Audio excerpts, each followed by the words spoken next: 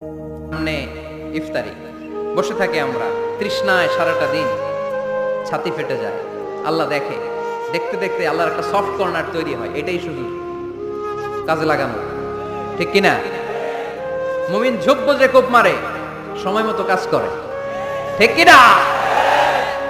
আল্লাহ তখন ফেরেশতাদেরকে জিজ্ঞেস করে, এই ঘটনা কি? খায় না যে? খায় না কেন? আল্লাহ রোজা রাখছে। এগুলো কি? রোয়াবজা, পেঁয়াজ, আলুর চপ, বেগুনি, মুরগির রান খায় না। খায় না কেন? ওরা যে ক্ষুধার্ত, আল্লাহ আপনার ভয়ে। তাই কি চায়? আল্লাহ আপনার কাছে ক্ষমা চায়, ক্ষমা চায়। আল্লাহ রহমতের দরিয়ায় জোশ খেলে যায়। আল্লাহ তখন বলে, আমারে দেখছে নাকি ওরা? ফেরেশতারা বলে, না দেখে নাই। আমার জান্নাত জাহান্নাম দেখেছে? না দেখে নাই। আমারে না দেখে, জান্নাত জাহান্নাম না দেখে আমার এত ভয় করে?